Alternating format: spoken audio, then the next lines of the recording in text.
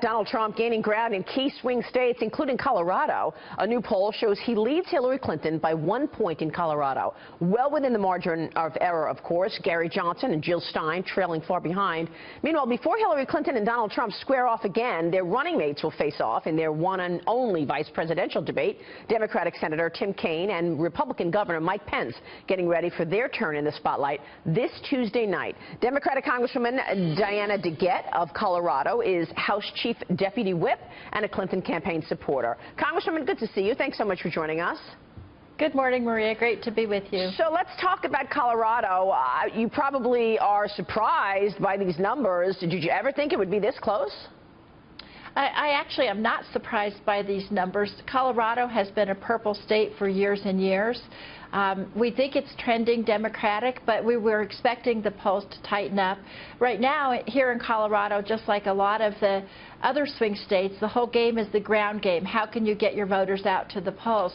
This is where we really think Hillary has a great leg up here in Colorado. She has about 5 times as many field offices here in the state. Yesterday, I was in the field office up in North Denver. It was buzzing with volunteers going out, talking to people. Our balloting starts in about 2 weeks. So the ground game is really important in states like Colorado right now. So what does Hillary need to do to get a stronger hold on Colorado, do you think?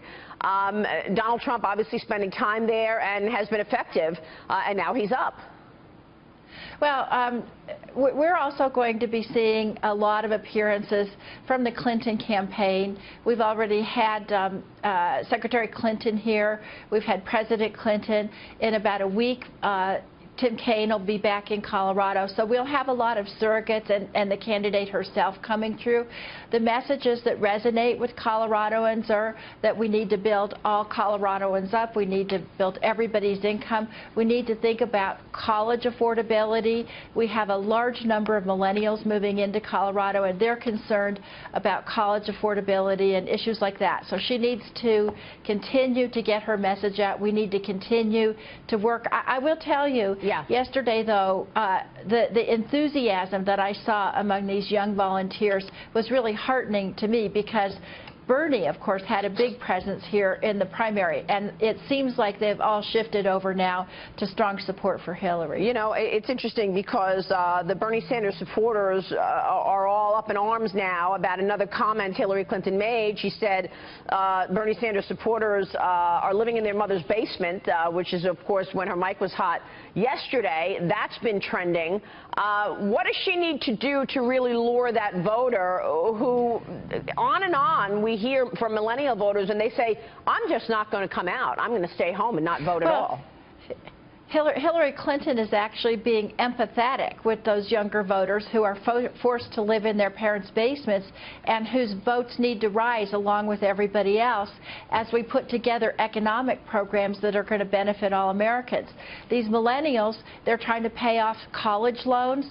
They're trying to buy houses. Right. These are all things that Hillary Clinton has programs for. So she's actually sympathetic to them. Congresswoman, you're right. It's an economic issue. That's what's most important to voters today. And when you look at Donald Trump's economic plan, he wants to lower taxes. He wants to roll back regulations. Very simple, very straightforward. Hillary Clinton does not have as cohesive a message. Can you tell us in a couple of lines how she plans to create jobs and move the needle on economic growth? We just got the GDP last week, Congresswoman, and we're still at 1.3%, 1.4% growth. That's not going to create jobs. First of all, Maria, I think that Donald Trump probably mostly wants to cut taxes for himself.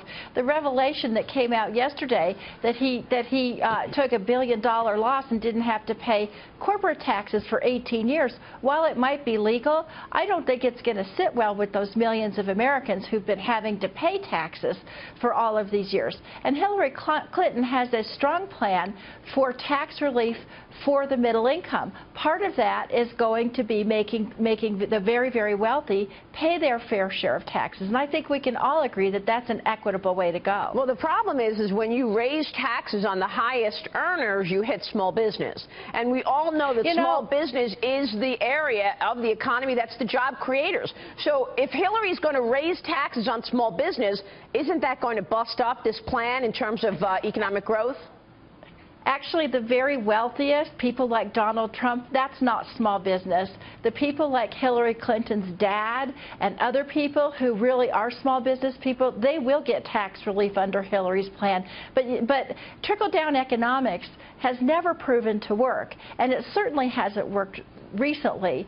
And if you look at Donald Trump's plans, the tax cuts that the very wealthiest are going to get are astronomical. Right. And frankly, this is not what Americans want to see. They want tax relief for the middle class and for small business. You say trickle-down economics hasn't worked recently, but Congresswoman, President Obama has been in office for 8 years, and we're talking about economic growth of 1.3%, 1.4%. So in fact, it's the Democratic policies that haven't worked in the last 8 years. Well, actually, I was in Congress when President Obama took office, and he took us back from the precipice, which had been created as a result of the economic collapse under George W. Bush. And now our job growth is solid, our economic growth is solid. That's what we need to continue and really focus on these millennials, on middle class, and on small businesses.